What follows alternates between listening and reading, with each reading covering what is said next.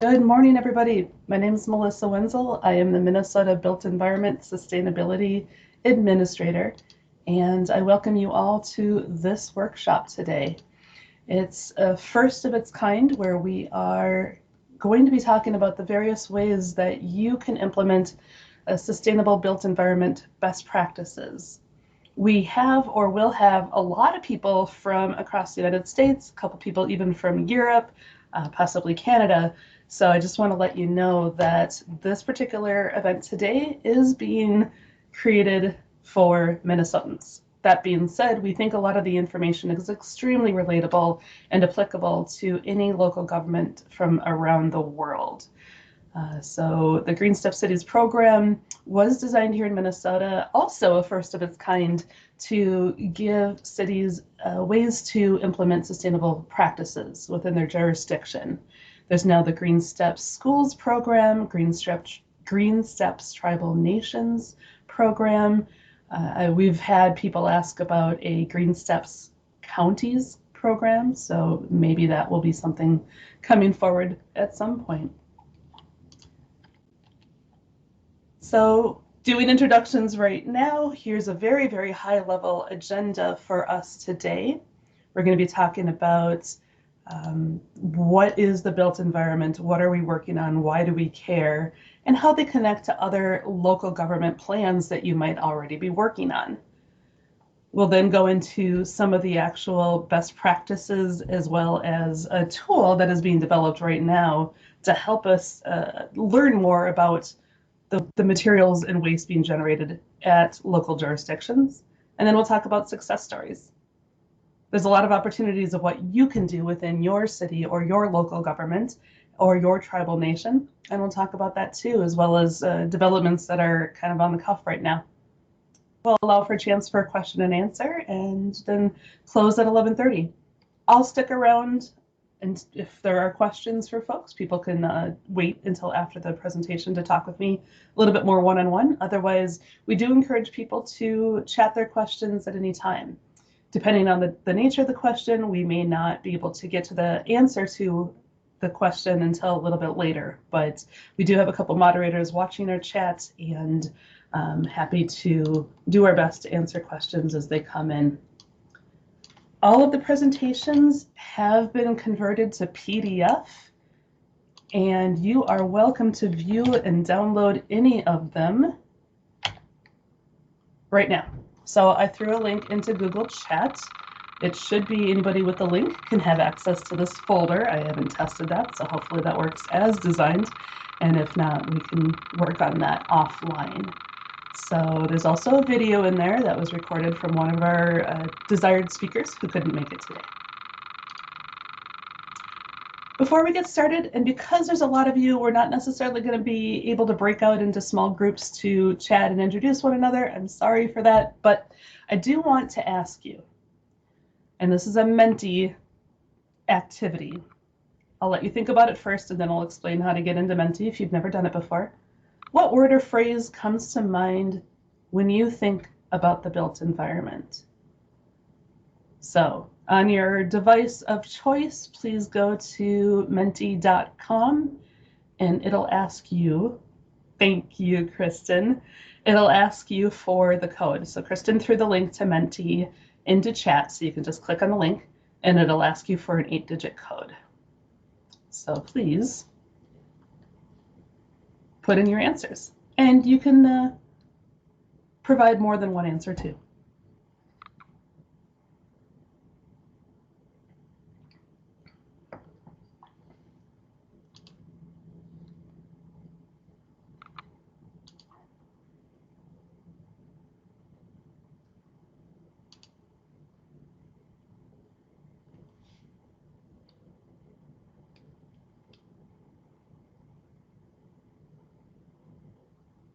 I don't think I tested the colors beforehand, so I apologize that it's probably not ADA compliant.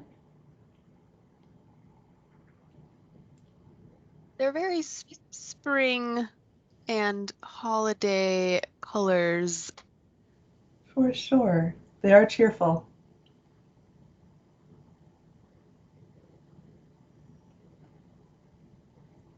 Learning every day how to use technology. A lot of great answers. Buildings and reuse and construction tend to be frequently used. Brownfields, design, homes, schools, hospitals, green space, infrastructure, human control. Ooh, I like that one. Sustainable urban parks. Excellent. These are great. I won't necessarily close this so people can still feel free to provide your thoughts.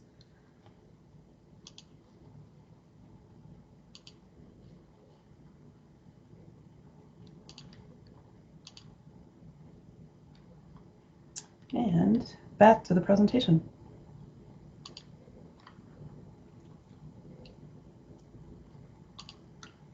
In just a second.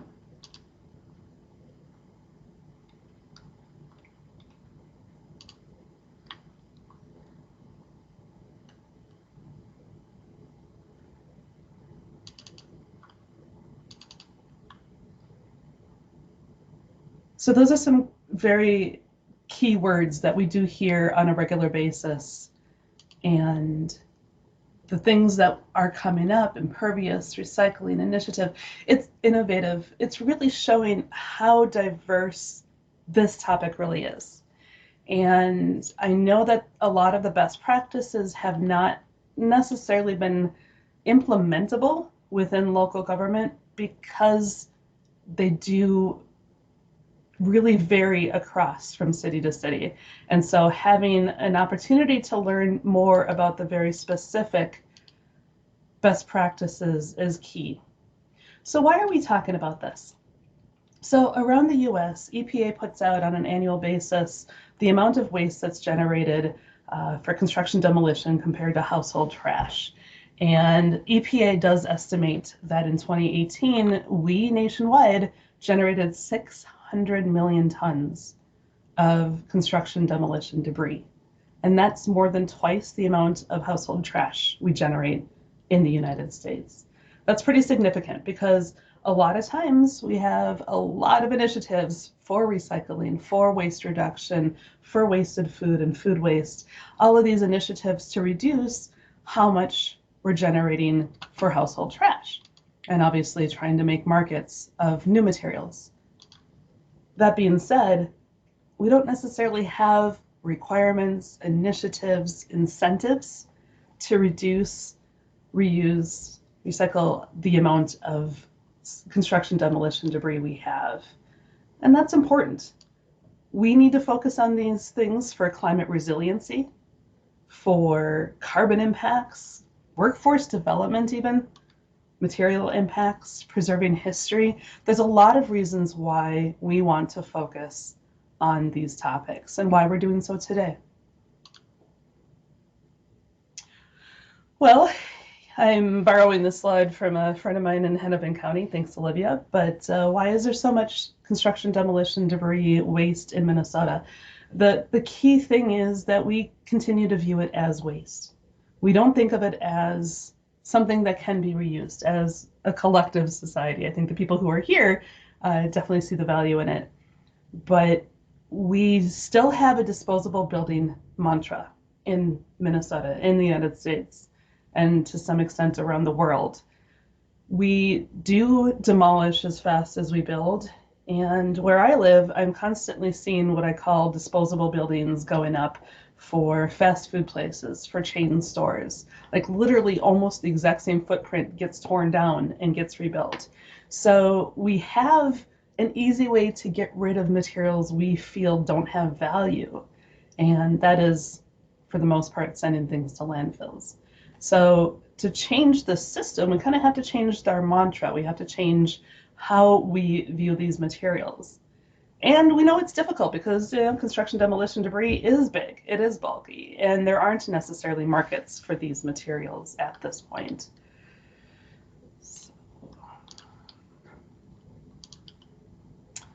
And this is what we see. I will say that the photo on the left does not equate to the photo on the right, but they are comparable. And I did take the photo on the right. We have houses that have good bones that are in still good shape but need renovation. need innovation, need creativity to keep that building going. A lot of buildings were built very well before World War II. They were built to last. We didn't have not only the material availability, we didn't have the workforce to build such disposable buildings. And so things are built to last. Things are built well. And even after World War II, there are a lot of buildings and structures that have been built well, but the styles change, the people's values change, people's tastes change, and oftentimes they do get demolished. Here at the Minnesota Pollution Control Agency, we do actually have strategic plan goals to focus on these initiatives.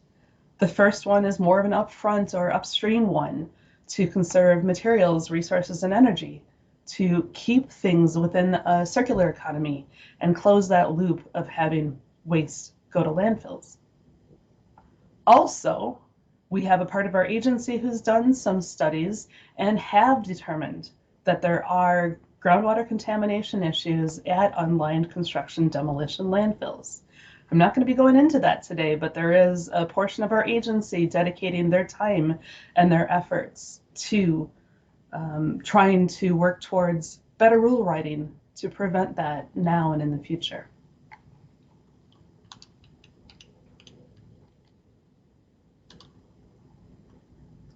In Minnesota law, we do have a material management, waste management hierarchy. And we have the more traditional hierarchy on the left, and it really does not reflect what we want to see. And in order to implement what we want to see, we do have to put effort into more sustainable built environment initiatives. And that includes new buildings too.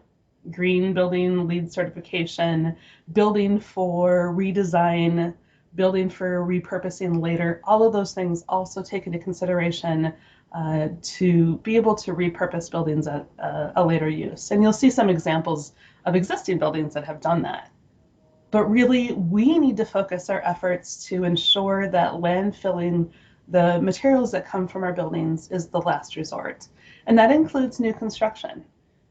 Down the street, about 4 houses down, there's a new house being built, and I just cringe when I bike by and see the materials in that dumpster.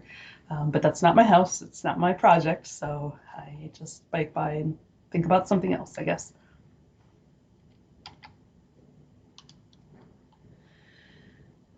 This slide might look a little busy. That's actually by design, because the system of the built environment is very complex, but it's also very circular if we want it to be. And in our early stages of our developments over the past couple of years, we at the Pollution Control Agency had a work group of stakeholders who worked with us to give us suggestions and recommendations on how we could better create incentives initiatives to further a more sustainable built environment system. And so you can see that there's a lot of elements to this particular map and this system that could reflect a more sustainable option. If you even think about how many times, if things are thrown away, how many times those materials are transported, that alone is a waste in itself. And so if we can keep things more closed loop, if we can reuse parts or entire buildings or recycle some of the materials, then we can even reduce the amount of transport we have for those materials. So there's a lot of opportunities to keep materials in reuse, in recirculation, and really have a true circular economy within the built environment system. We have a lot of initiatives here in Minnesota doing that. It's something that we support. We support a much broader, much more, a larger vision.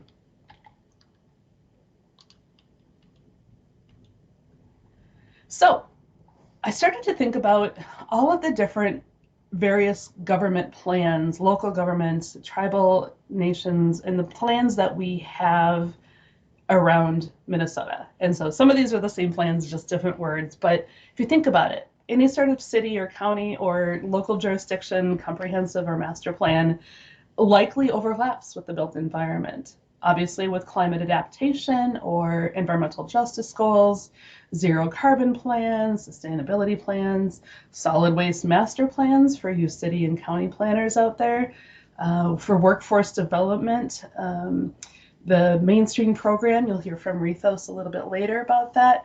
There's just a lot of overlap with these particular plans that overlap with built environment goals. And so the point is that you can work in some of these best practices within existing plans and existing goals, 2 for 1 or 3 for 1, or you can get more done the more you focus on some of these built environment initiatives.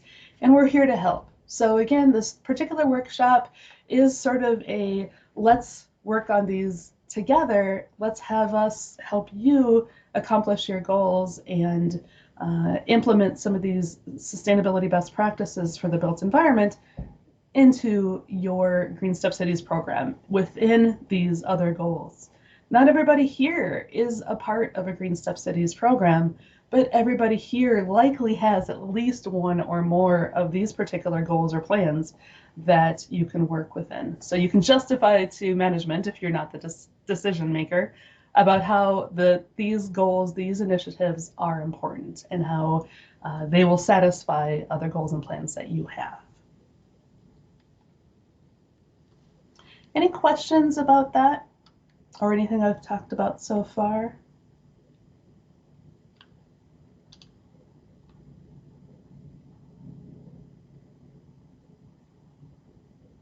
You'll probably think of it later right after I stop asking or seeking questions. So feel free to ask questions at any time. Thank you, Kristen, for your note in chat.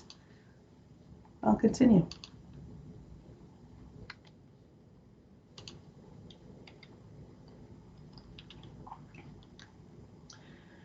So we're just a tad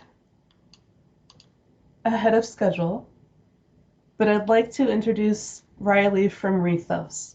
Rethos Places Reimagined has been a phenomenal partner of the work we're doing. And they have a number of classes coming up. I'll be talking about their deconstruction classes towards the end of this presentation. But I'm going to turn the screen over, so to speak, to Riley after I get her presentation up for her to talk about the things that Rethos is doing. Great, thank you. Do you want me to present or are you going to present it? I'm happy to if you'd like me to. Let me just pull up my notes and you can do that. Sure. All right, whenever you're ready. Yeah, just pulling up your presentation.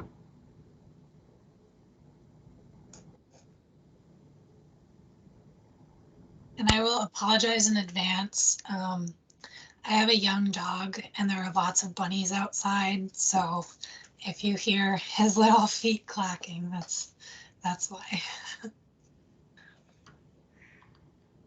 It's all good. It's just opening on our end. Great. All right, and do you want me to just say next slide to move in? Yeah, that'll be great. Thanks. Okay, thank you. All right, everyone. Good morning. Thank you for being here. Excellent turnout. My name is Riley. I'm the Administrative Manager and Policy Associate at Rethos. I'm going to give kind of a brief overview of the organization and some of the work that we do in regards to the built environment. Next slide. So at Rethos, we have 4 main work areas: education, historic rehab loans, Minnesota Main Streets, and public policy. Today, I'm mainly going to focus on Minnesota Main Streets and education, which makes up our community programs. Next slide. So Main Streets is part of our larger community programs, which encompasses the work that we do both in the metro area and in greater Minnesota. The map here shows some of our Main Street communities across the state. The little arrows are where those communities are, and shaded is the counties that they're in. So you can see we're kind of spread out across the state. We got a little bit of work to do. Right now we have offices in St. Paul, in Winona, and we are soon to be opening one in Duluth, which we are very excited about. Next slide. So what is Main Street? Main Street is an asset-based economic development program that uses historic preservation as a core strategy to revitalize downtowns. Next slide.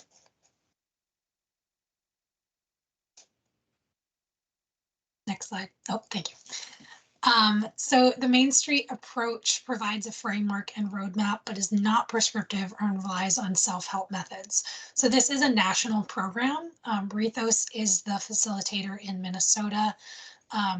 We provide guidance to Main Street communities, but we will not tell you what to do step by step.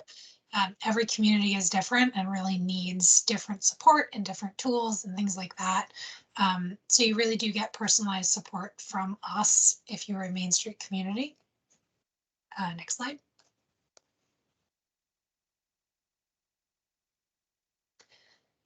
So as I said, Rethos is recognized by the Main Street America as the official statewide coordinating program. These are just some of the organizations that help to fund the program. We get a lot of support from the Minnesota Historical Society and the Clean Water, Land and Legacy Amendment. Next slide. At Rethos, we do believe that a strong Main Street equals a strong community. We provide resources that make it easier to start a business, host events, engage the public, and succeed in downtown districts. Our goal is really, when you think of like a quintessential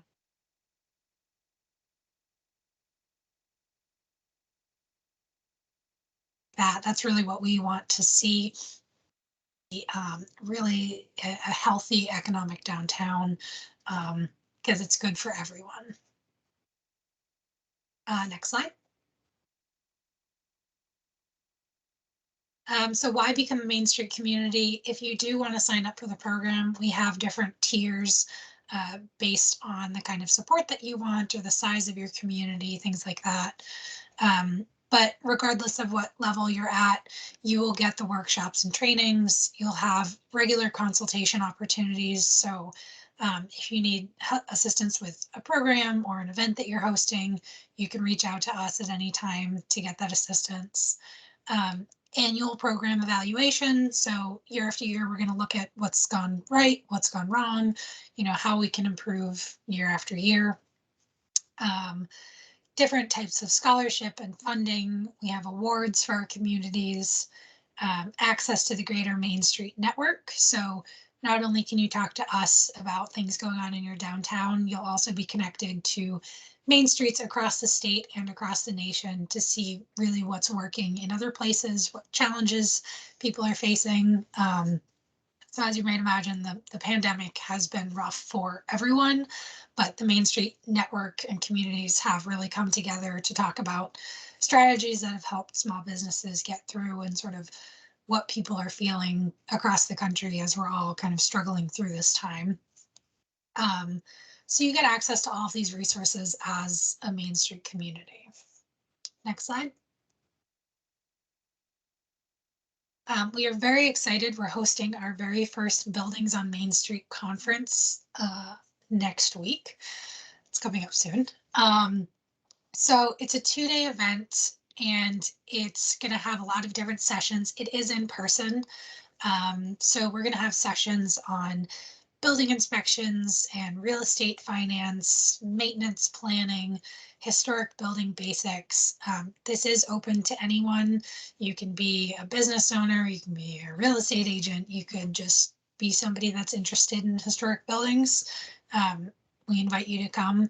There is still availability in the conference, so if you're interested, head to our website to see more details and register. Thank you, Kristen. Next slide. So if you do have any questions or want to talk to somebody more about our Main Streets program, don't hesitate to reach out to Emily. She is kind of our guru. She's been doing this for a long time. She can answer questions much better than I can. So shoot her an email, give her a call. She's super friendly and knows everything about this program. Next slide.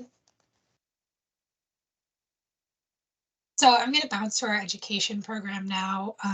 This is a pretty expansive program that we've had for quite a number of years now. Next slide.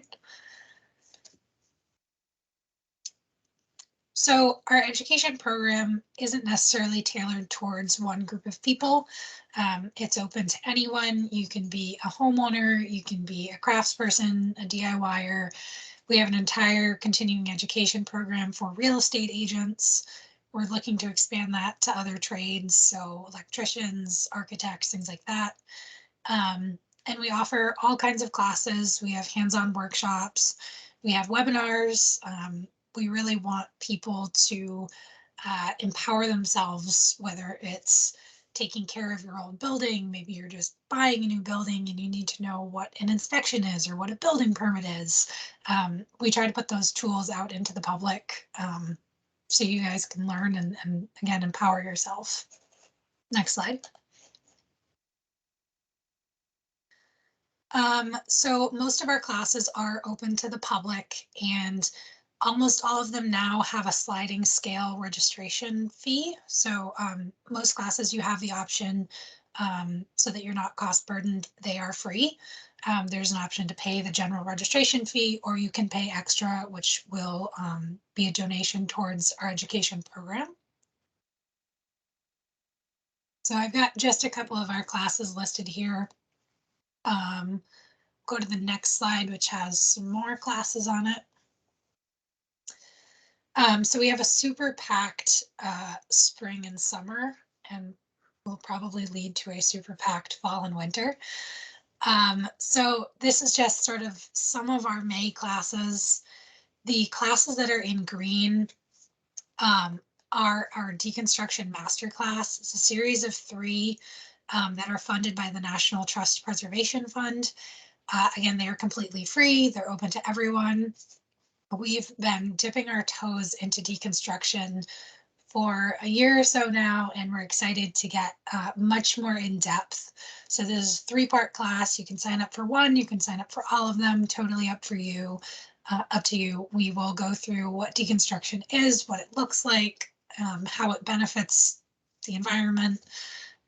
So highly recommend those. There are still openings in those classes, and those are going to be webinars. The first class that I have with an asterisk, that is part of a series that we've put on with Hennepin County as the Green Partners Grant, and more of those can be found on our website. So this is just a few of our classes. Please do head to our website if you're interested in seeing what else we have to offer. We are happily coming out of the entire virtual world, and we're having some hands-on classes again, which we are very excited about. Next slide. Another major part of our education program is just the resources that we provide.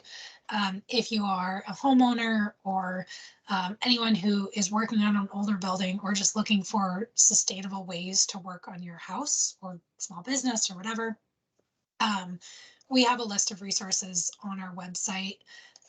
So for instance, if you're looking for salvage shops to buy windows or cabinets or anything like that, we have them listed on here. We have tons and tons and tons of resources. If you don't find what you're looking for on our website, please shoot us an email. We work with a lot of different companies and a lot of different tradespeople. We can almost certainly connect you to someone who can help you with whatever you need. Next slide. That is it. That is a super brief overview. If you have any questions, feel free to reach out to me. If I do not have the answer, I will forward you on to someone who does. Again, I encourage you to go to our website if you're interested in any of our programs. Reach out to us. We love talking to people. We are all still mostly cooped up at home. So give us a call, give us an email, whatever works best for you.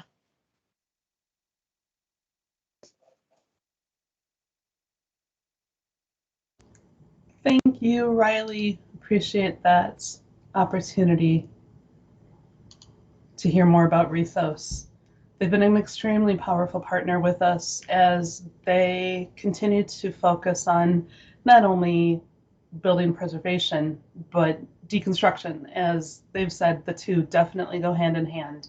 And I definitely can see that. Preserving history, unbuilding certain parts means that we can reuse those parts. Just there's a lot of overlap. And thank you for all that you all do at Rethos.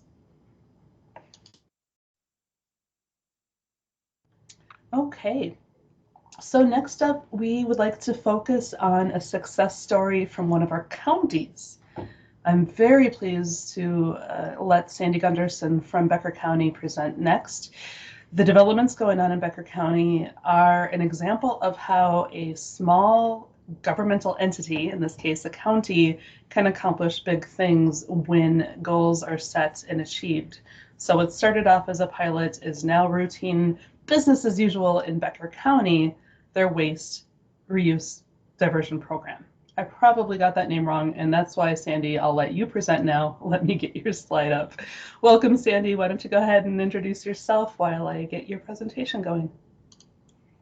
Thank you. So my name is Sandy Gunderson. I work for Becker County Environmental Services in Detroit Lakes, and our office mostly focuses on solid waste. And so we are really excited about this new program, this new waste diversion program, and we can now say program instead of pilot study. We're thrilled about that.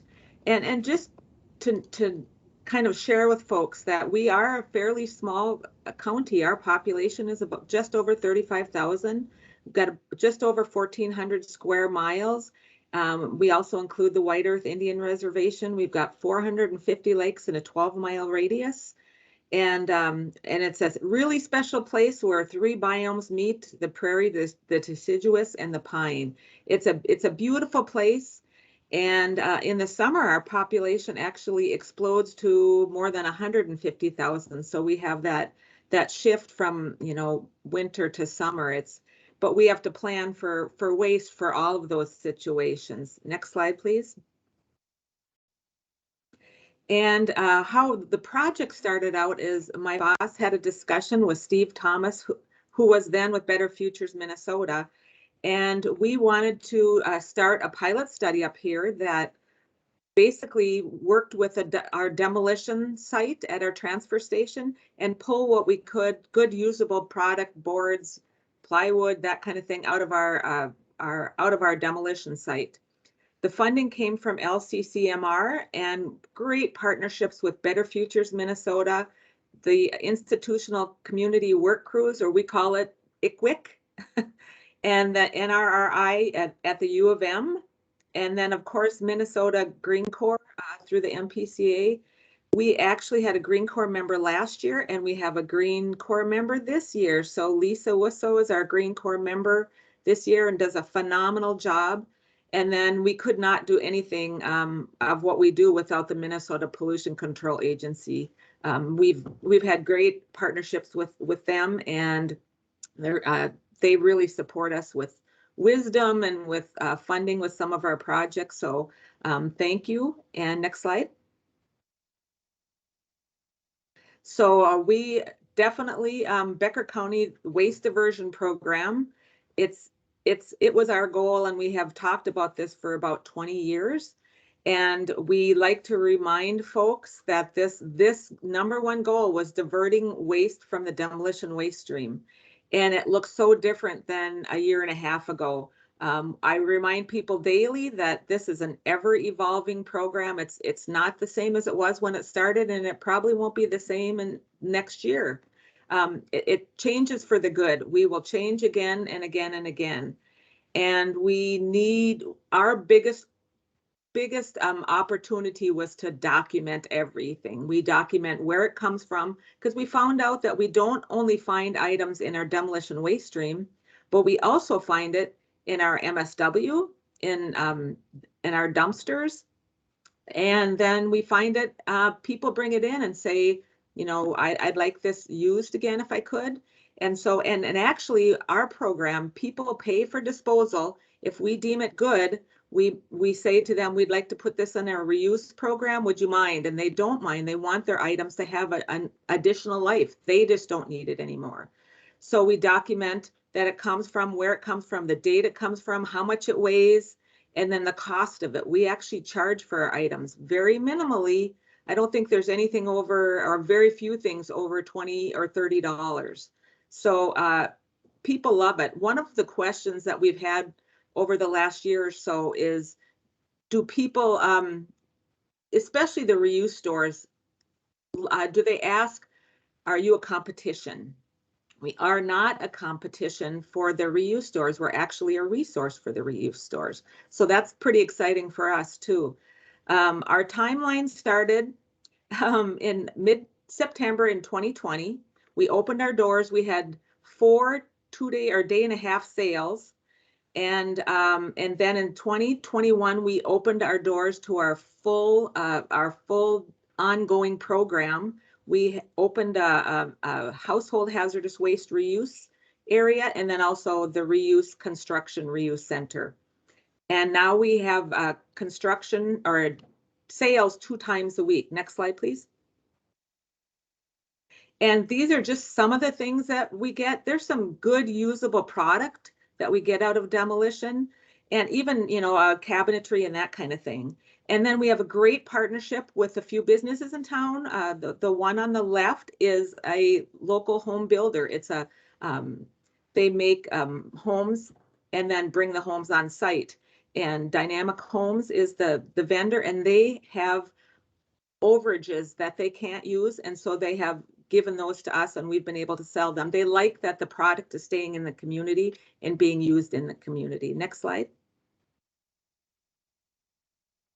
And these are just some of the examples of some of the things that we found. It's amazing the type of products that we get. There's such good usable items, and people want to upscale it and work with it. And so everything from chairs to dressers, from antique type materials to new things, brand new things that have been used a month or two. They just changed their item. Last year we got a washer and dryer that was just a year old, but the wife wanted a new washer and dryer to fit a different room, and it came out to us, and we were able to rescue it before it got set in our appliance pile for recycling. So that was pretty exciting. Next slide, please.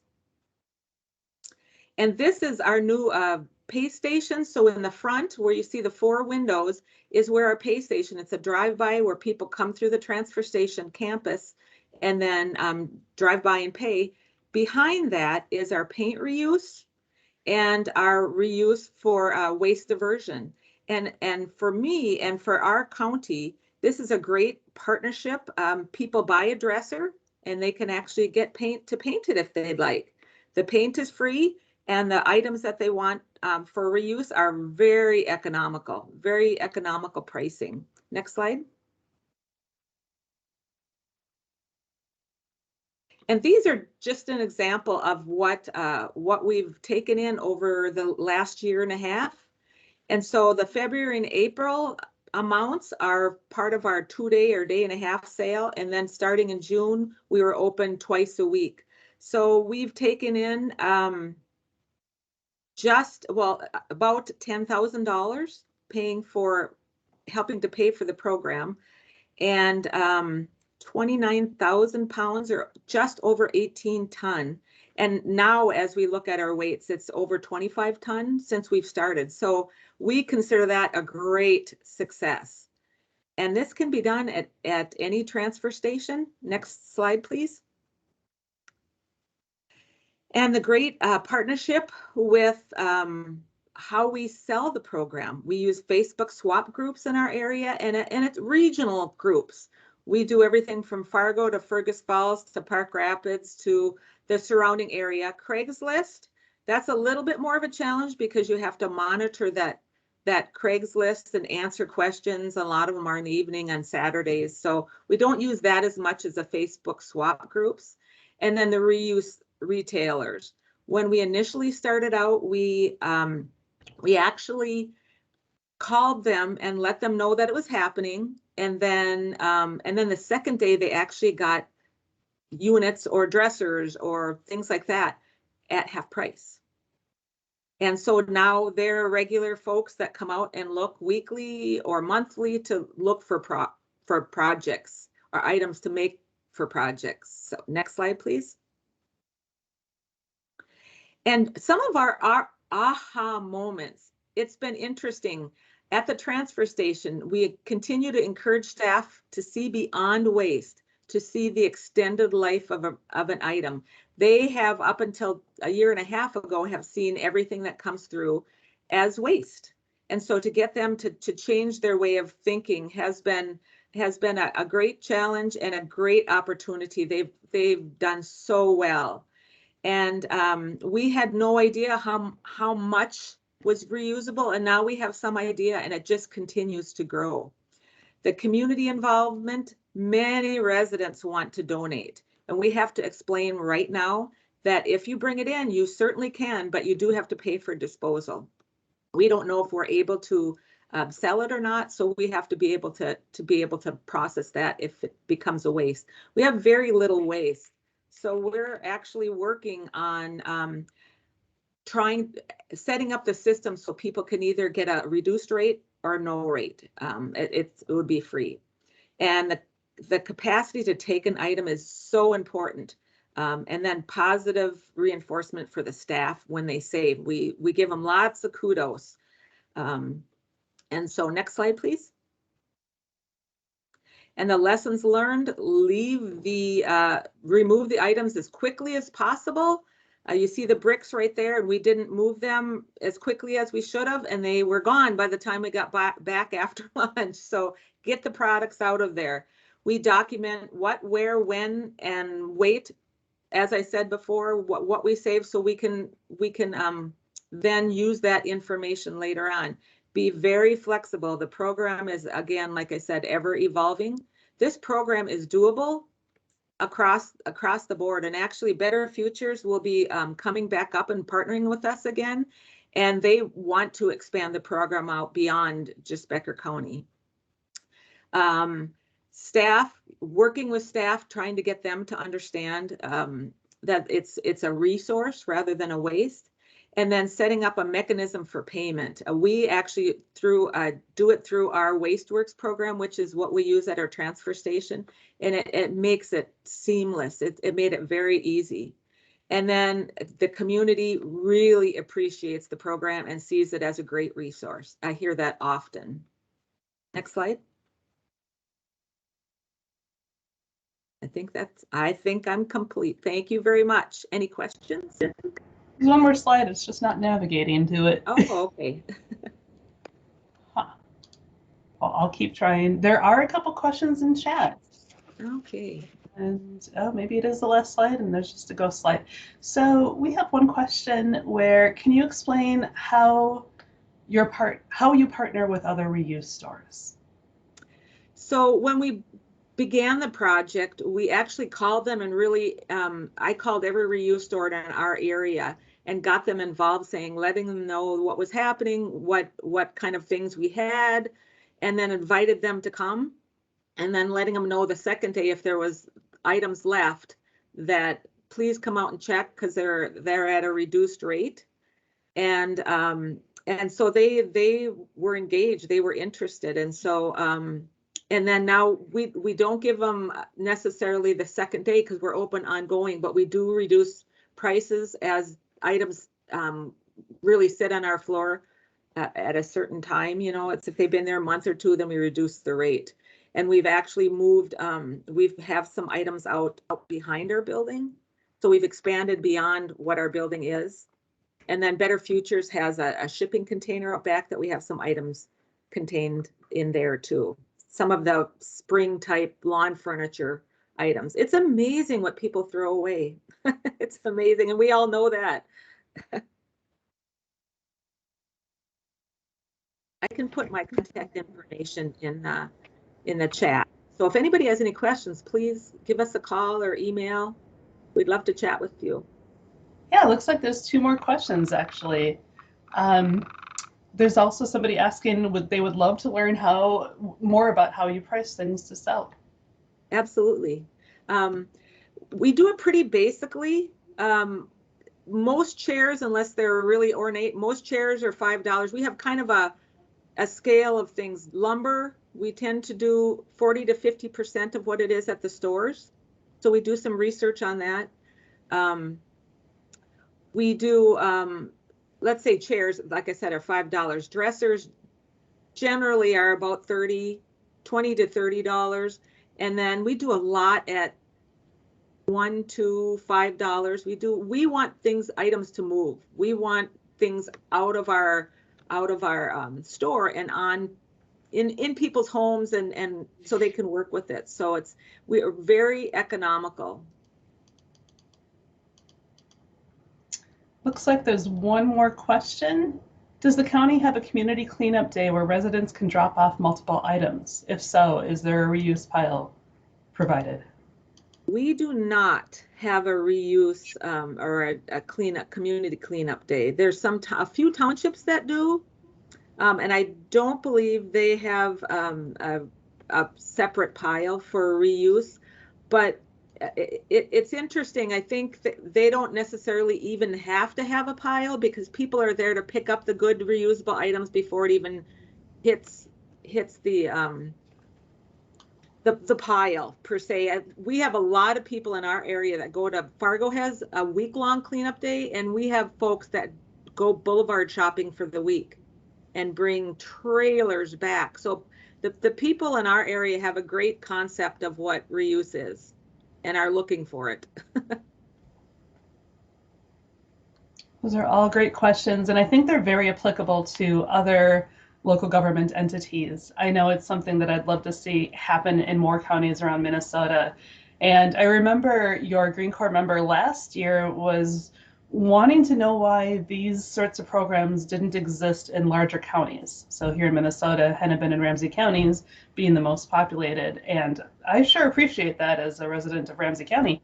But to demonstrate that something like this does come from and is successful within a small jurisdiction can show people how it can be done in other smaller towns. So we think about in terms of large counties, lots of people, lots of resources, lots of money to make things happen. You know what?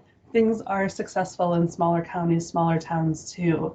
And obviously one can envision how this can grow in scale from a small county to any other county, any other jurisdiction. Absolutely. We're going to let one final question come in. Yes, the session is being recorded and slides are available, Matt. Good question. And the final question is, do the proceeds from the reuse sales go back to the county?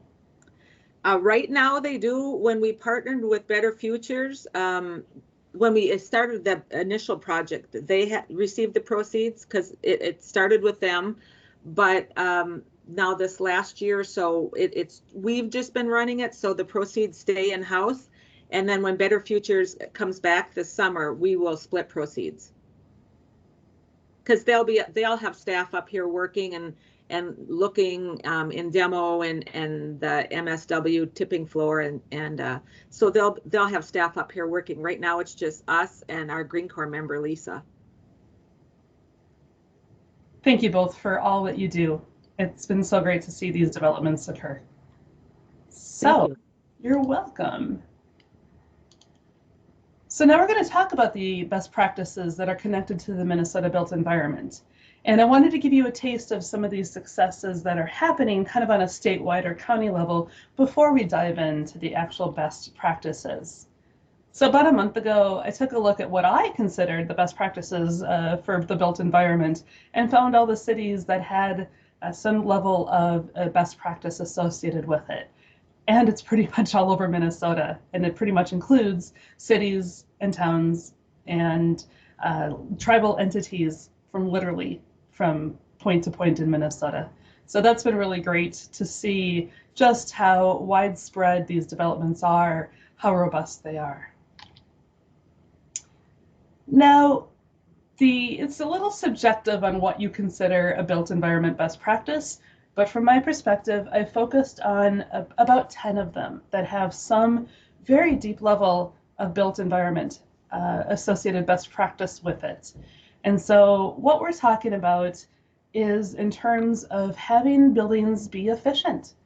I kind of abbreviated some of these to make it slide worthy, but to customize some sort of building renovation model for existing buildings. So step 2 could include, or best practice number 2 has an element related to it.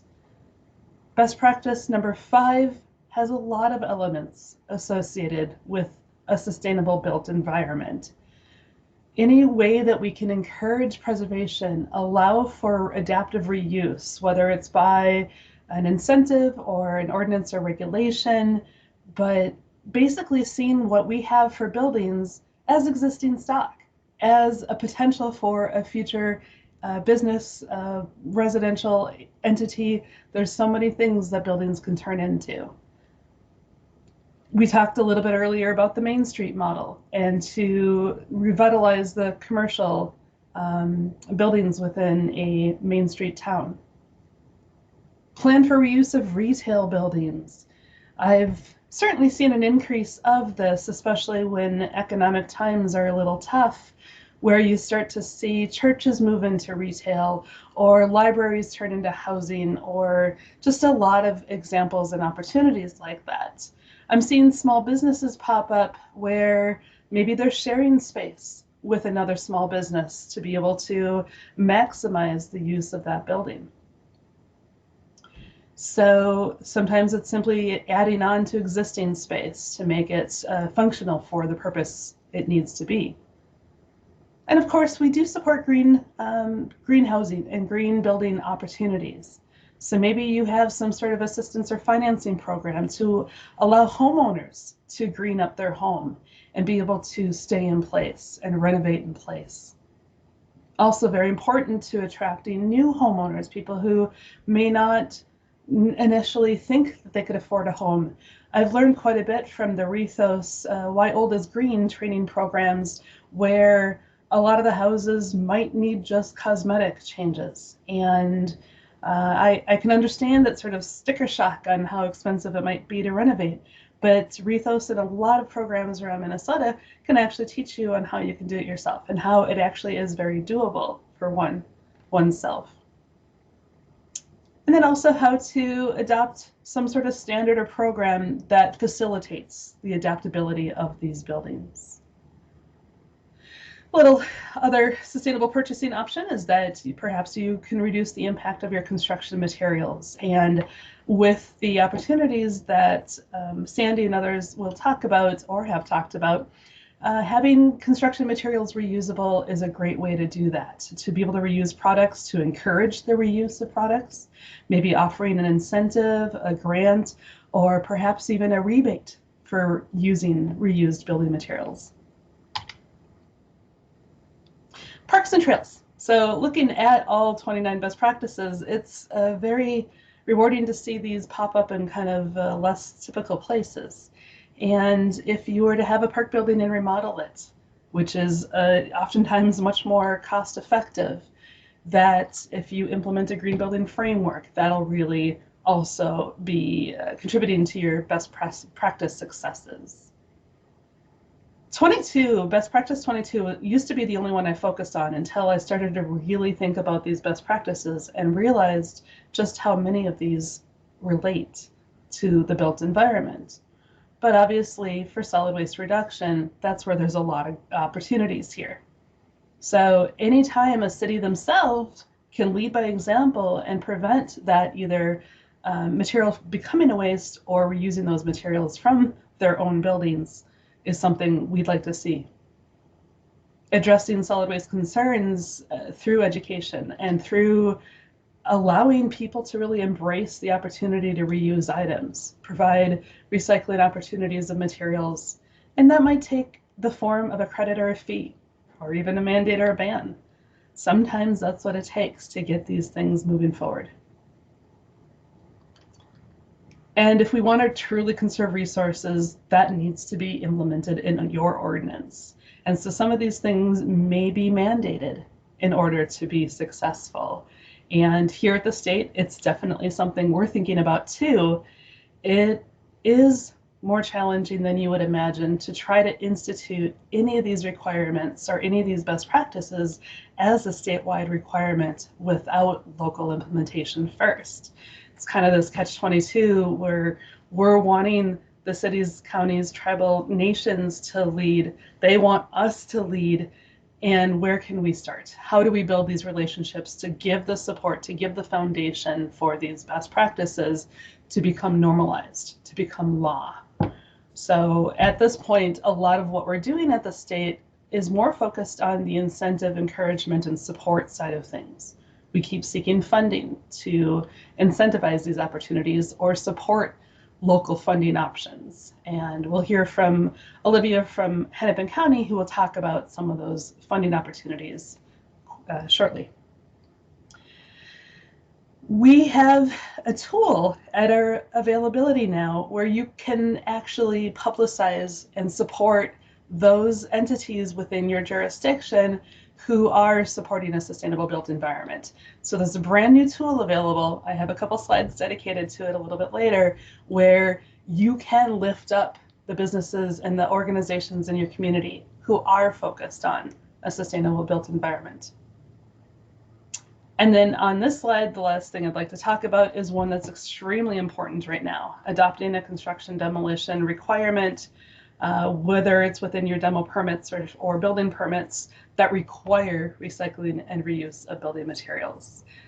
That's a heavy lift, but it's a very important one to actually literally keep these materials out of our landfills.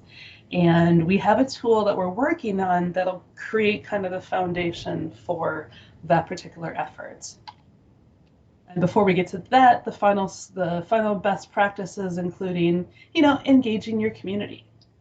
I was talking with somebody who's with the city of Woodbury, and they mentioned how they have like a climate resiliency team who really push their city to enact best practices, and having that residential or that community encouragement, that sort of impatient demand, something that I'm quite used to, really actually does spur some of these best practices. Also supporting those green businesses and organizations that are supporting a green jobs movement, or for those where you want to encourage a more buy local campaign. Keeping materials local, keeping the money and resources local helps the entire community, the local community. And on that particular note, there are a number of different organizations out there that are either having exchange programs or drop days or swaps, things like that, but also companies that are doing that. When there's companies that are using materials that would have been a waste from another company, those sorts of opportunities are great. I remember there's a company, I think they're in Le Sueur, I can't remember exactly, south of the Twin Cities, where they make countertops out of paper, money, and coffee burlap bags. So their next door neighbor is a coffee roaster, and they take the burlap bags and make countertops from it. What a great sort of closed loop system example. And then also climate adaptation, community resiliency. So I used to be a stormwater regulator, and I'm very well aware of how weather events, sorry, I'm focused on winter, obviously, with the snow falling outside. Weather events can really impact our infrastructure and our buildings. And so the more that we can implement best practices to focus on that climate adaptation and community resiliency, the more we can support a more robust, a healthier infrastructure. I've seen hashtags or phrases on social media where, buildings are infrastructure too. And obviously with infrastructure funding coming from the federal government, it's relatable, but it's also true. A lot of these efforts should be going to our buildings, because without government buildings, without community amenities and infrastructure, we become vulnerable. So I just wanted to highlight these particular best practices as ones where you can insert built environment initiatives to meet these particular Green Step Cities best practices. there any questions about that?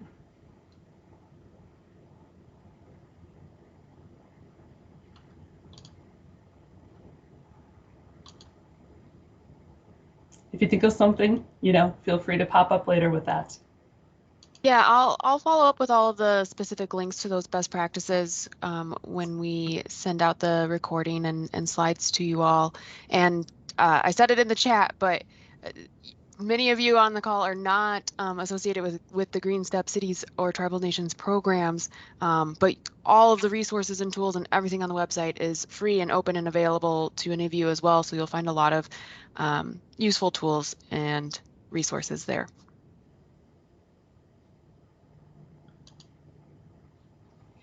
Next, I want to talk about a development that we're working on here in Minnesota with a contractor who's on the call, who,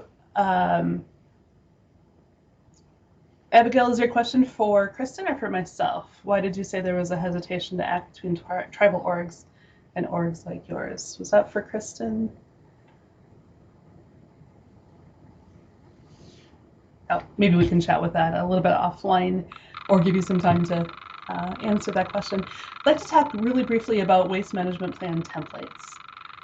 So here in Minnesota, we would really like to have a deconstruction or diversion requirement that requires construction demolition projects to divert materials from the landfill and of course focus on the much more sustainable initiative related to it.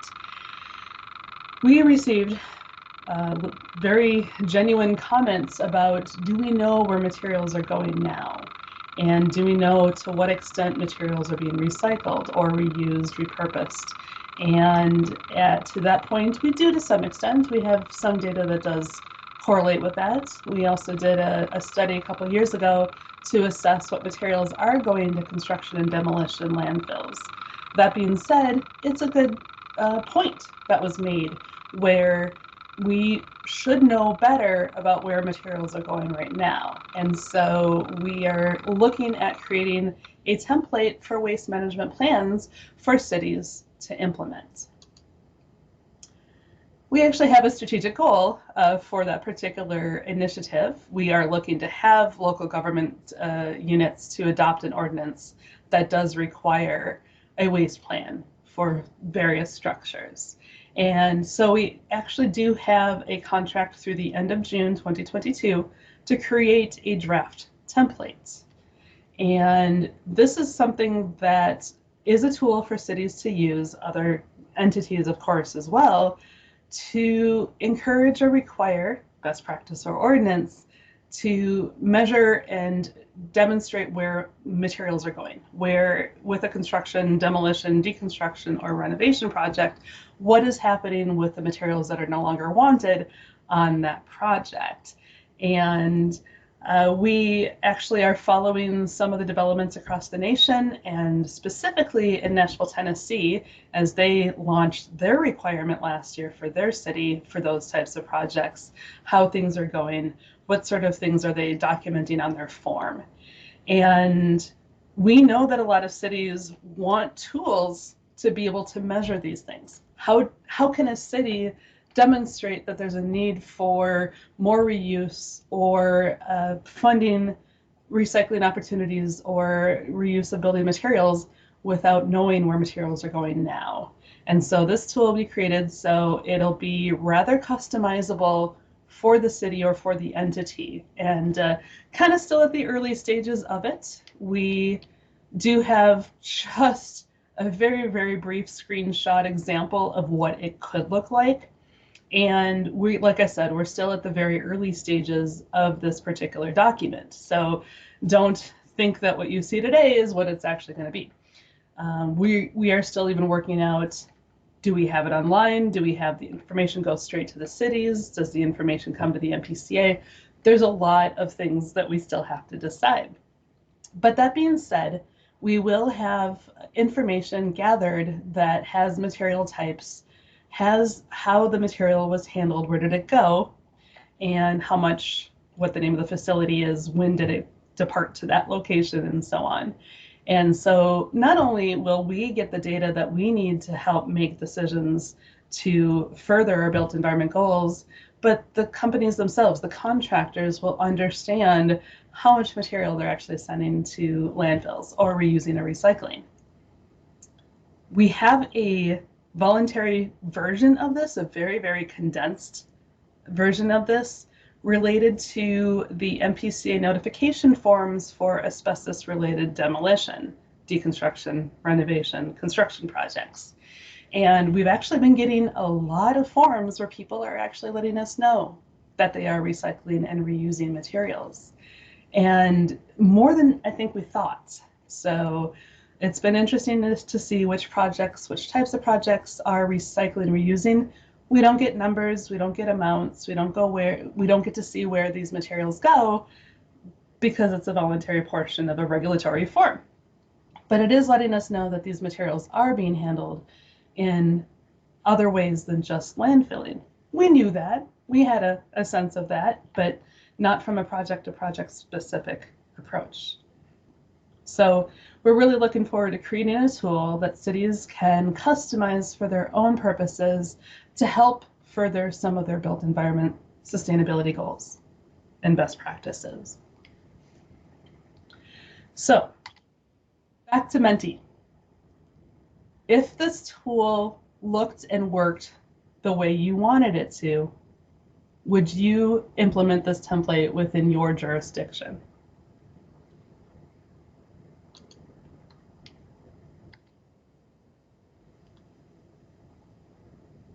The choices are yes for all buildings, just for our own government buildings, maybe, no, or later.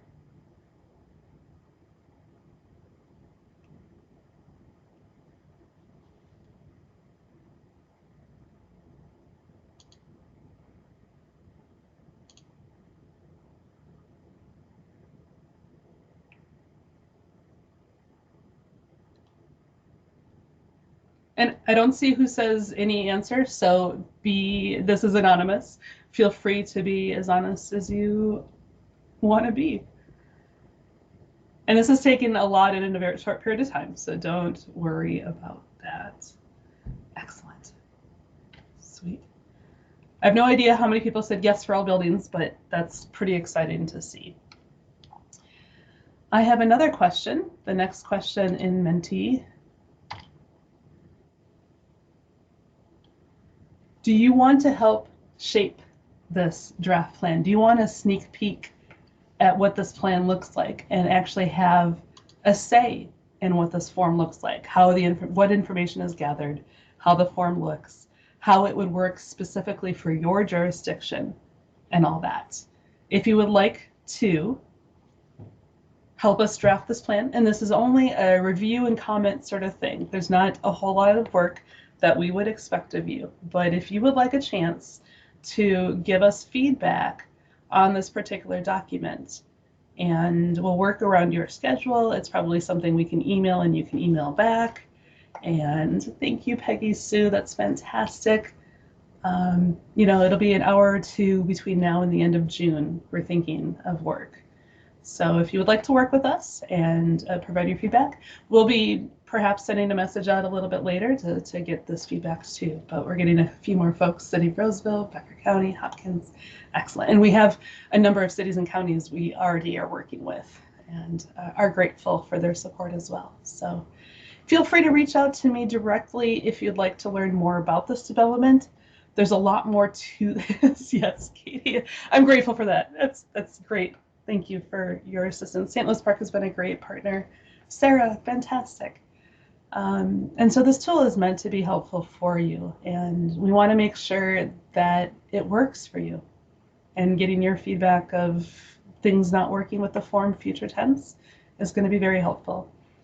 So we still have a lot of decisions that we want to make about what the form looks like, what sort of formats the form will be in, where the data goes, what questions we ask, and all that. So having people give us that sort of feedback will be extremely helpful. Thank you all.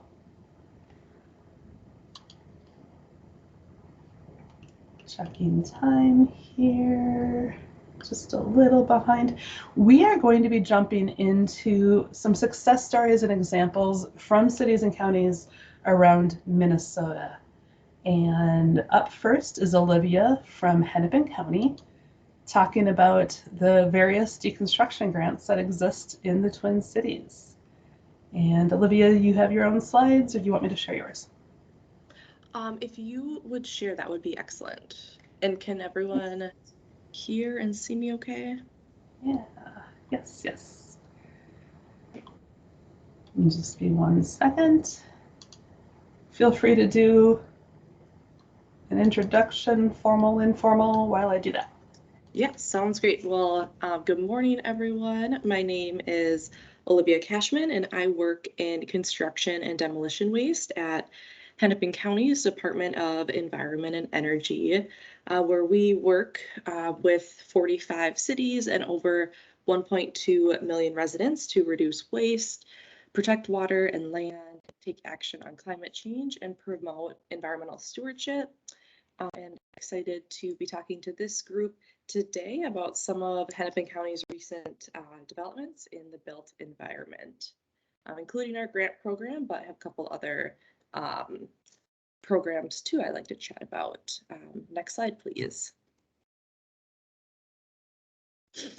So construction, demolition, and renovation projects can reveal hazardous materials, items like asbestos, electronics, paint, pesticides, and materials containing lead and mercury. And managing these types of waste is maybe not what we always think about in terms of the built environment, but I think it's important to discuss. Because of this, Hennepin County staff conduct pre-demolition inspections of both residential and commercial properties to make sure that regulated materials are removed prior to demolition. And these inspections can also provide really good opportunities to talk to both contractors and also city staff about different deconstruction and reuse options. And I also want to note that Ramsey County conducts these pre-demolition inspections too. So these are occurring in a good part of the metro area. And if you have any questions about the program, feel free to reach out to me. I also included a link to our website with more information on that.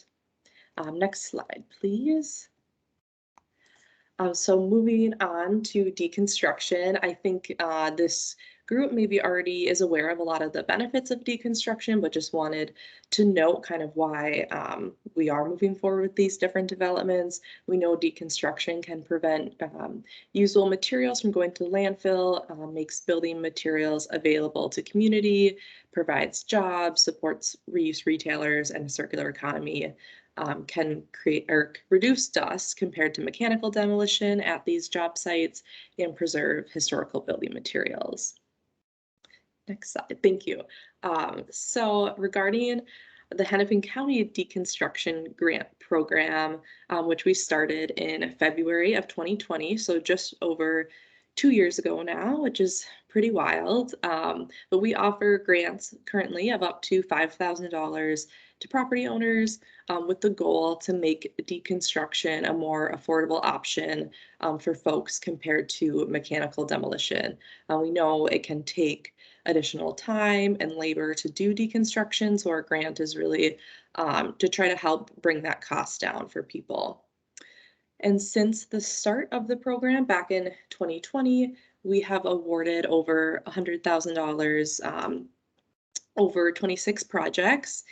In total, those projects have diverted 930 tons of material from the landfill, including 347 tons that has been reused and then 585 tons that has been recycled. So we're really excited about those numbers.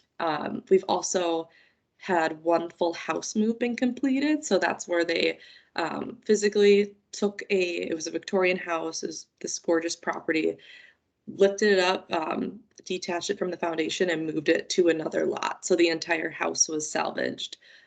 So that's a new kind of feature that we're including in our eligibility that we're excited about. And since the start of the program, we've received over 70 applications. So we're seeing some good interest and always getting calls from folks interested in the program, which is really exciting to see. Next slide, please. We do have some various requirements for the grant program to ensure that the projects are diverting a substantial amount of construction and demolition waste from landfills.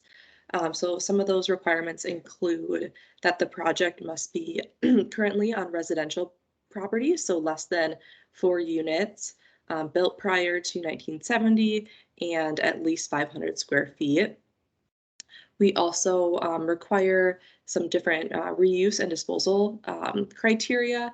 So having 5 different interior fixtures deconstructed for reuse, listed the different items that are included there, and then at least 1,000 pounds of lumber for our second category to make sure a substantial amount of wood is coming out of those projects. And then we require that any non-reusable material from projects, so things maybe like drywall, carpet, or items that aren't able to be deconstructed, we require those go to a construction and demolition recycling processing facility to increase diversion from any leftover material. And I think that's all on this slide. Next slide, please. I wanted to note that Ramsey County recently launched a very similar deconstruction grant program. Their staff lead for this program is currently out on leave right now, but I wanted to include a link so that if you are located in Ramsey County, are interested in this program, you can learn more about that. And there's very similar requirements to our program. So we're excited to see this being offered more. We often get calls or emails from folks in other parts of the state that are wondering if they can apply. And, you know, unfortunately, our funds are limited to our county, but it's exciting to see this area growing. And I'll also note to stay tuned. We are looking to make some updates in eligibility to our grant program in the coming weeks. So hopefully we'll have more to share soon on that, and we'll be sending out messages once we have that information ready. Next slide, please.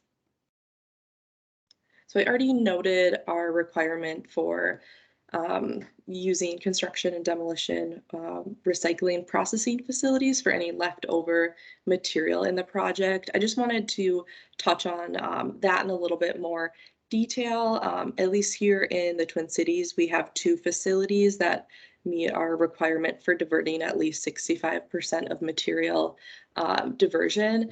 So, you know, if you're a city or different local government entity and maybe deconstruction isn't feasible for your project, this can be a really great way to still increase recycling for that material and kind of, you know, start that practice of diversion on construction projects. And next slide, please.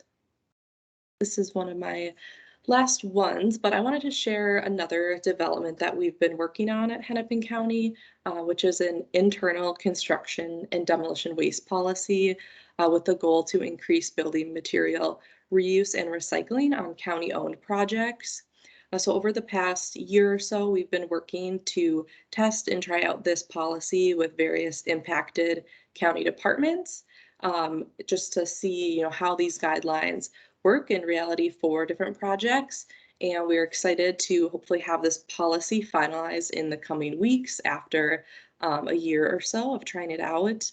The guidelines in the C&D waste policy align with the county's climate action plan that was approved last spring, which outlines different goals and strategies to reduce greenhouse gas emissions, including emissions associated with buildings and energy use and climate-friendly materials. So we're excited about pushing this forward. I think it's really important for governments to walk the talk when it comes to waste reduction. So I think this policy is going to be a really great tool for us and to have some influence among different county projects.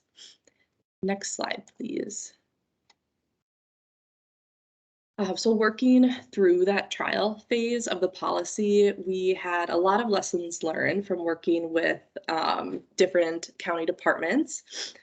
So I wanted to share some of those tips, especially if you're working in a city and you might have influence either with a project manager in a different division or with a contractor that has been hired.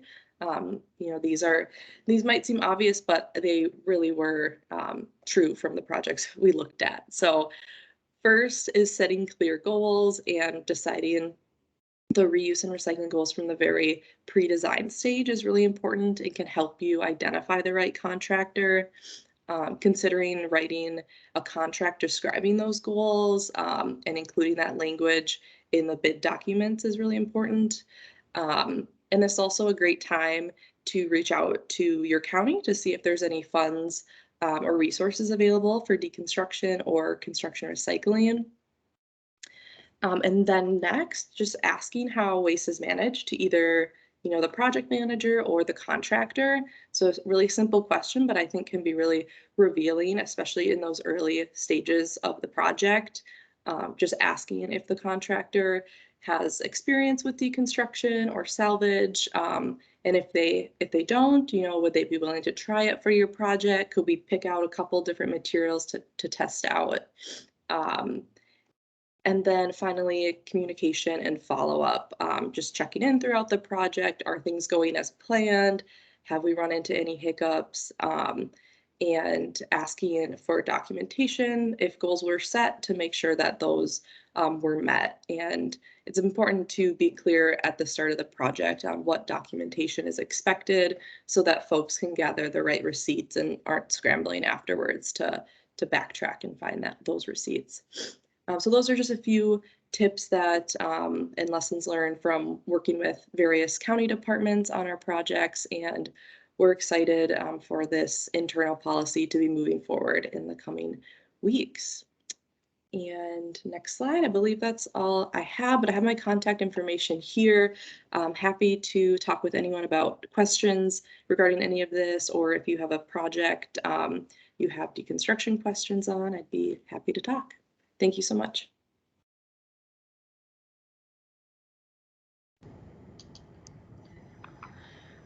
Thank you, Olivia, and thank you for also kind of presenting on Molly's behalf in Ramsey County. Do folks have questions for Olivia? Comments, successes?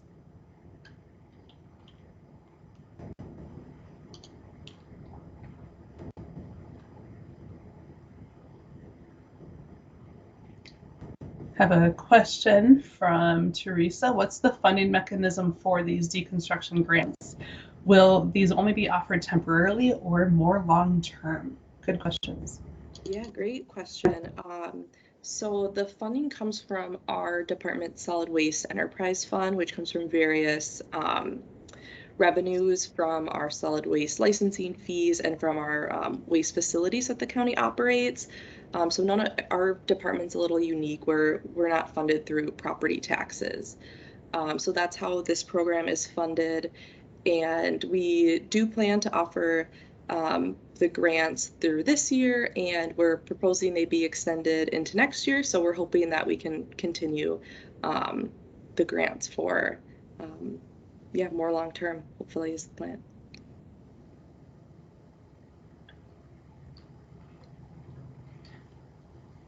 There's at least one other county looking to also implement a deconstruction grant program later this year. So we're definitely seeing a movement. And I remember that there was one person late 2020 who was saying that they work with people in something like 20 different states. And it's one of the first times that they've seen a funding opportunity like this that wasn't accompanied by an actual requirement. So a true grant opportunity, a true incentive, separate from some sort of requirement that was being implemented. So Hennepin County, way to be first in the nation, possibly, maybe. Yeah, it's exciting to see others interested in it too. And if there's any on the call who are interested in some of the resources we have or information, we're happy to share that. Thanks again. Thanks, Olivia. Next up, we're going to be hearing from Monika from the city of South St. Paul. I've always thought of banks as being very, very difficult to repurpose, particularly for housing. And there's a couple examples where there are cities that are doing just that. And so, Monika, I was able to get your slides up and ready to go, so feel free to take it away. Awesome. Thanks so much, Melissa. Good morning, everyone. My name is Monika Mann. I am the Associate City Planner here at the City of South St. Paul. I'm really excited to talk to you guys this morning about one of our biggest reuse projects, the Drover Apartments. Just a little bit of context to South St. Paul before I start. So South St. Paul is an inner ring suburb of Minneapolis with a population around 20,000 people. South St. Paul has a very long and rich history related to the stockyards that were once in the town. At one point, it was the largest stockyard in North America, and we had the stockyards here in South St. Paul from 1886 to about 2009. The stockyards era of South St. Paul kind of started to come to a close when the Swift and Company plant closed in 1969, and then when the Armour Company plant closed in 1979. And these events were kind of major catalysts for the redevelopment that I'll talk about today. Next slide, please. So the project that we're talking about is the Drover. The Drover is a 67-unit market rate apartment, which is located along Concord Exchange. It's at the intersection of Concord Exchange and Grand Avenue. Concord Exchange was historically South St. Paul's downtown Main Street area, and Grand Avenue Gateway was the entrance into the historic stockyards, so it's a very notable location. And the name of the building, the Drover, actually refers to someone who drives cattle or sheep. So the folks that redeveloped the building really wanted to keep a stronghold to our history. Next slide, please. So these are just a few photos of what the site looks like today. This is the first market rate apartment or product really that South St. Paul has had in probably about 30 years. South St. Paul is considered a fully built out community. The city was pretty much built out in the 1950s and the 1960s. We had a lot of migrants from Europe coming over to help in the stockyards and with packing, and so the community filled up very quickly with single family homes and very few apartments, and then our downtown Main Street. So the city came to be built out pretty quick. Today, we still remain the same, and it's very hard for us to have new housing products without redevelopment, such as the Drover. Next slide, please. So this is just a little bit more context of South St. Paul and the current location of the Drover. As I mentioned, the building is at the intersection of Grand Avenue and Concord Exchange.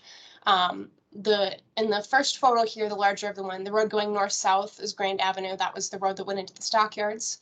The left-right road in front of the building with the red arrow was Concord Exchange South. It was previously known as Concord Street.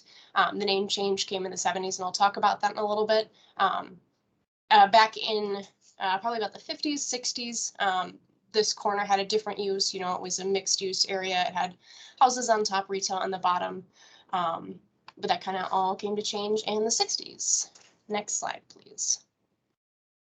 So as I talked about, one of the big catalysts for economic development and change here in South St. Paul was the closing of the Armour and Swift plants, which happened in the early 70s and late 70s. To kind of coincide with that, a lot of South St. Paul's downtown Main Street buildings were unfortunately torn down. As you can see from the photo in the left in 1964, it was a very robust downtown area. However, many of those buildings were either in poor shape because they were constructed very quickly.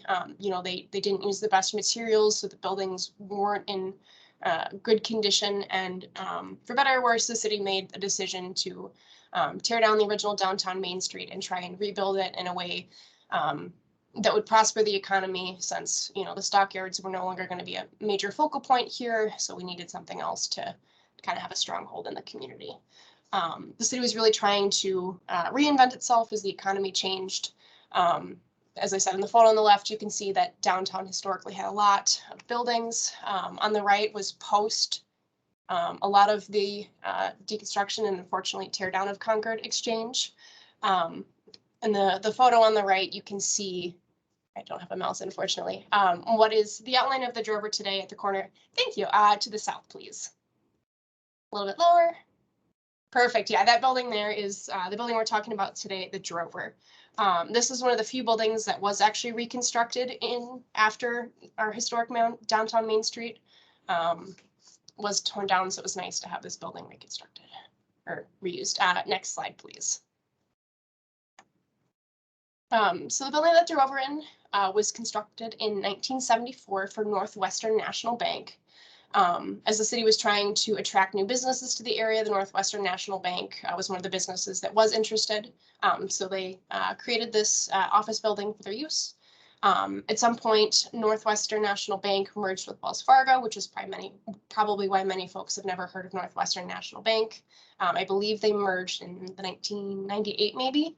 And then so this building was occupied by Northwestern National Bank or Wells Fargo since it was constructed in 1974 until the building became vacant in 2001. Next slide, please. So the property was vacant from 2012 to about 2018. The property originally went into foreclosure and then was eventually owned by the bank.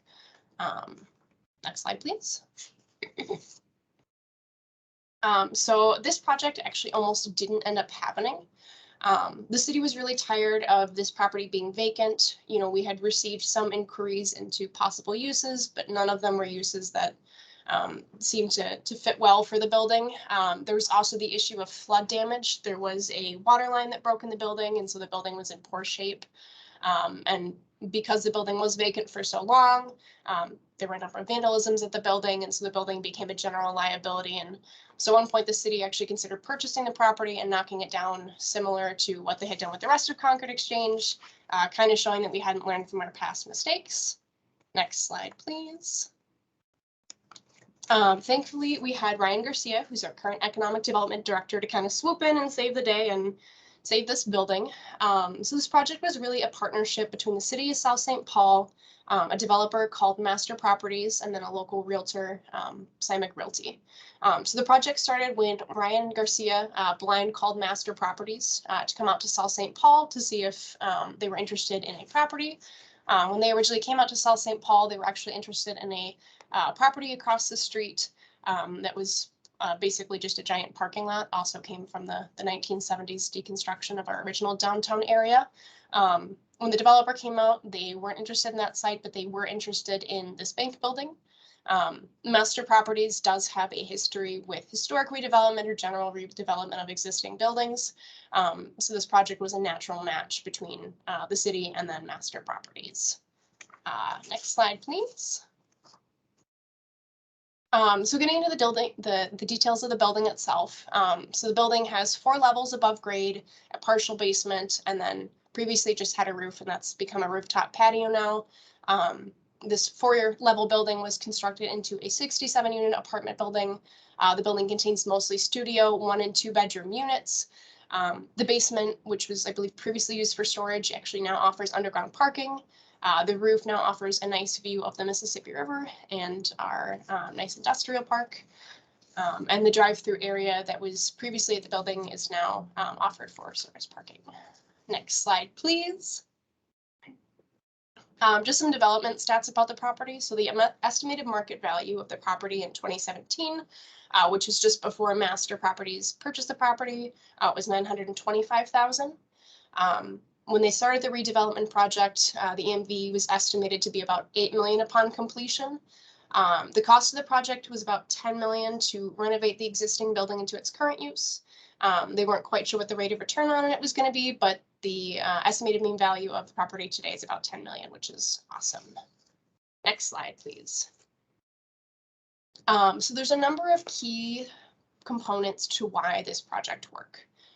One of the biggest things is that the project was able to receive public assistance from the city and the county for financing the project for about 20% of the total project cost.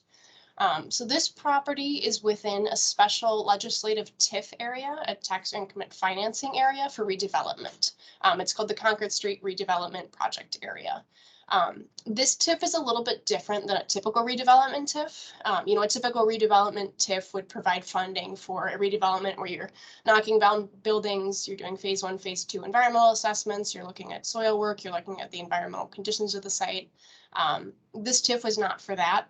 What this TIF was it was originally put in place in the 1970s when we were trying to redevelop our Concord Street, which is what became Concord Exchange. It allowed for assistance with renovation of existing buildings and would pay for things beyond what a traditional redevelopment or affordable housing or housing TIF would pay for. This TIF was also unique and that there was a component where there was about a $1 million pay-as-you-go component to it, which helped with financing the project a little bit. The city's Economic Development Authority was also able to reimburse a portion of the acquisition cost. South St. Paul is kind of unique where we really like to take an active role in redevelopment here in the city. Basically starting in the 70s, the city has been involved with purchasing land, helping properties redevelop, helping businesses come to town in a way that most businesses or most cities don't do. And that was, something that was really an asset to this project, is that the city had this economic development authority that was willing to help with the costs of this. The developer receives TIF reimbursement based on the market value of the property on January 2nd after 2020 for each year until the TIF district ends, which is in 2024. So basically, the TIF is set up to benefit successful projects, and this is certainly one that has been so. The project also received a special appropriations grant from Gage for about $150,000 for construction of minimum improvements, which is basically anything related to redevelopment. Just a quick note about the TIF here too. So the Concord Street redevelopment TIF originally was set to expire in about 2009. We had a couple things that worked out really well, as I'll talk about in the next slide, and we managed to get this district to continue from 2009 until 2024. So we're reaching the end of where this TIF district is. Next slide, please. Other key supports to this project included city staff. So one of the biggest areas of support really was that the zoning district that this building is located in really wasn't ready to welcome a project at this scale. So this property is located in our Concord Gateway mixed use district. In 2008, the city implemented this zoning district, basically trying to rebuild the downtown Main Street that once existed. The rules for this district are not very flexible, unfortunately. They require retail mixed uses. It requires, new buildings to be built out of brick, stone, or glass. And this wasn't what this project was. It was a redevelopment of existing building that did not look like the district wanted it to. Thankfully, there was a lot of staff support and there was a lot of city council support, so staff found a way to make the use work within the bounds of the zoning district. The city was also really lucky that our mayor had really good foresight and a great relationship with our state legislators. That was in part how we were able to get the TIF district extended from its original date ending in 2009 to ending in 2024, so we could have some additional projects. And finally, kind of as Melissa had talked about earlier, this project had support from the comprehensive plan. So our 2030 comprehensive plan envisioned Concord Exchange being a redevelopment with mixed uses, including retail shops, restaurants, housing opportunities. The big thing that they wanted to see in this area was to support the economic revitalization of Concord Exchange with a variety of uses, including retail, entertainment, offices, and services, flanked by high-density housing. Again, this project didn't perfectly fit into that mold. It's not a mixed-use building, but it was an awesome thing that was supported by our comprehensive plan. That was what I have on the Drover. There is one project next door that I just wanted to briefly mention. Thanks, Melissa. So this property is actually across the street directly from the Drover. So the property was formerly known as the Hitching Post, which was a motorsports building. It had been there probably since about the 1990s. Building went vacant in 2017. Staff worked with some members of the community that were interested in opening a glass blowing location. I don't know if any of you are familiar with Vandalia Glassworks. They came from St. Paul. Anyway, they were interested in the building, worked with our economic development director to find a new use for this building. Again, the original use of the building didn't quite fit with what the zoning district allowed. Staff was able to find a way to get this use allowed, and we have a really awesome local business that fits in great with the area. And yeah, I can take questions. It looks Nicole had one. Nicole, your question was, were any of the units in the Drover designated for affordable housing? That's a really good question. So just a little bit more context of South St. Paul. So South St. Paul is a city that has a lot of naturally occurring affordable housing because most of our housing was built prior to the 1950s. Based on the existing housing stock and the type of essentially property that would be beneficial, you know, for the developer. Basically, for this project to work, it had to be a market rate unit. So there was not any units designated for affordable housing. That being said, this project has been so successful that the developer that did this project is going to be coming back to build a second phase of it. And I believe they're going to be designating 20% of it for affordable housing. Yeah, Noel's with the city of Roseville, so I could see some potential overlapping in terms of interest and, you know, how the city's already built out and things like that. So yeah, definitely. Other questions for Monika? Well, great. One of the goals that I had while putting together this workshop was demonstrating sort of the big city, small town aspects, making sure that we find relatable projects that could fit a lot of different types of cities out there. Another question came in: is the amount of funding received from the city 20% usual or unusual? That's a good question. So this project is specifically in a special area with TIF financing. I can't speak to the amount of funding that is typical for a project. You know, this area has really not seen a lot of redevelopment. There really haven't been a lot of opportunities for the city to put financing in a project like this. So I can't speak because unfortunately I don't have another example for a similar project in this area. Sounds like you're going to have to inspire other projects and start to have the comparables based on this. I think so. Well, great. We're running just a tad behind time, so we're going to have Reese from City of Northfield present. And are you still willing to present your own slides? Yeah, I can. Excellent.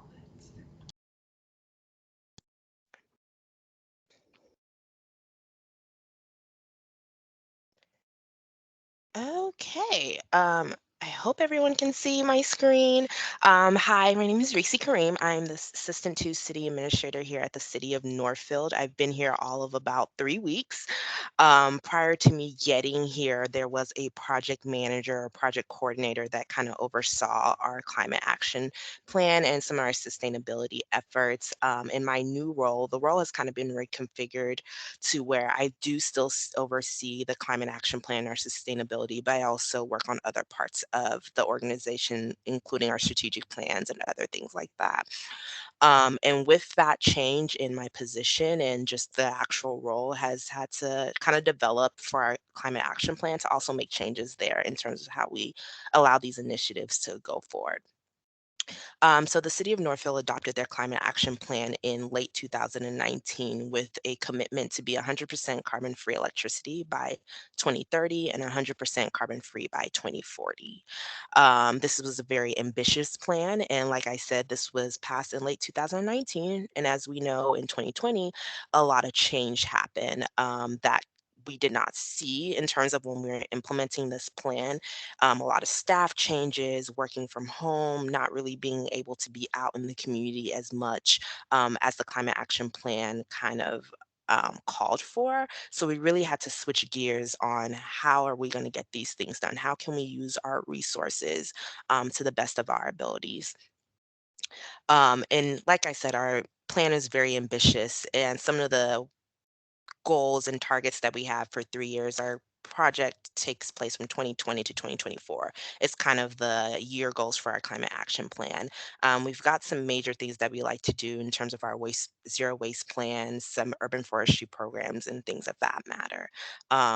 Very big plan, and because we know that, we knew that we needed a lot of help from our community, public engagement. So we started within our Environmental Quality Commission.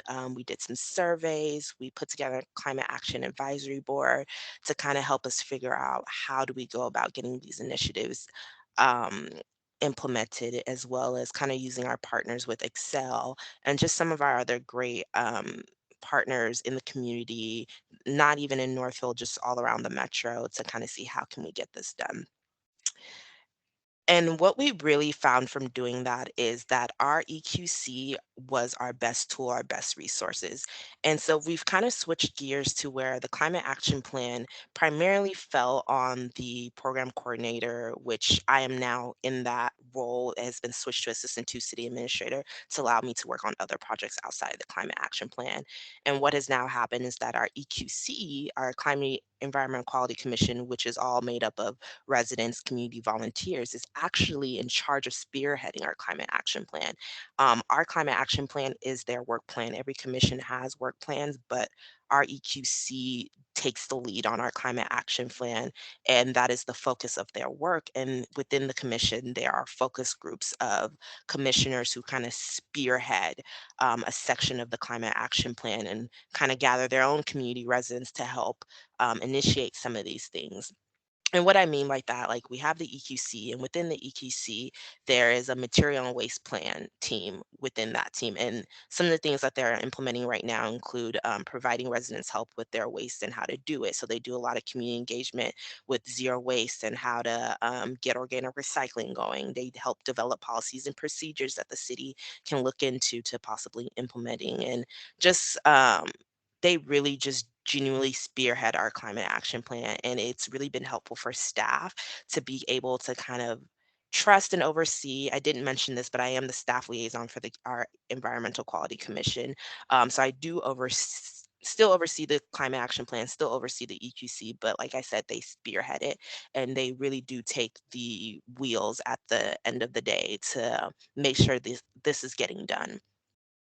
And besides our EQC, we also use other team resources in our community, including our Northfield Energy Action Team, and some of the things that they've been able to accomplish on their own, including program participants, energy saving, and things of that matter. I haven't been at Northfield that long, but what I've really appreciated since being here is the extremely high level of community engagement and action taking place here. I came from a pretty city where, you know, the staff liaison overseed the commission. The commission didn't necessarily had a stronghold on things that were happening inside the organization. They came and had their own initiatives, put together their own work plan. But in Northfield, it's kind of the not the opposite, but we definitely take a different approach into actually using our community members to helping us accomplish what they want. And I found it to be very useful because I am not going to sit here and say that I am just the foremost knowledgeable person when it comes to sustainability and climate action plan. But the people that have signed up to be on our EQC on these commissions are probably one of the most intelligent people I've ever had the opportunity to engage with. Honestly, any one of them could do my job and be better at it, if I'm being completely honest. But that's what it's like to find these people in your community that want to help and learning how to, you know, use them to our advantage. We are a smaller size city, so the staff leveling is not always adequate enough to kind of get these big picture plans out there. So we had to look for other ways to help these plans become initiated. Um, that was a very quick run through, but if you have more questions or want to know a little bit more about sustainability actions happening in Northfield or kind of want to see our EQC and their work plan and how you can engage your commission to help a little bit more with some of the major plans your city has, just let me know and I'm happy to help as much as I can.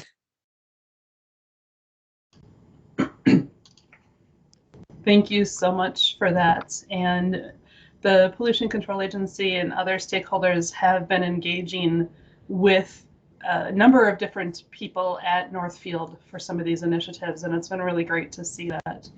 So appreciate all that your predecessors have done, what you're doing, what others will do.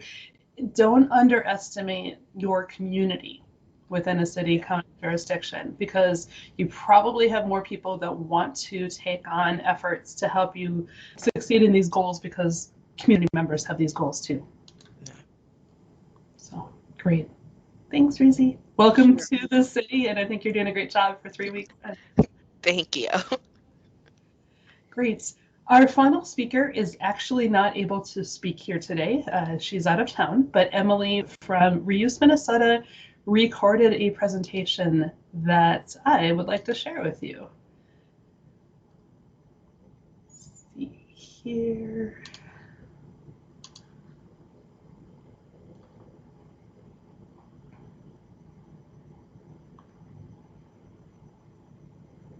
Okay, first, can people see a box that says building material collection events in the upper left? I see the title. Okay, great. I haven't played it yet. So once I hit play, if somebody can, oops, I need to stop recording actually, because I have been told you can't easily hear.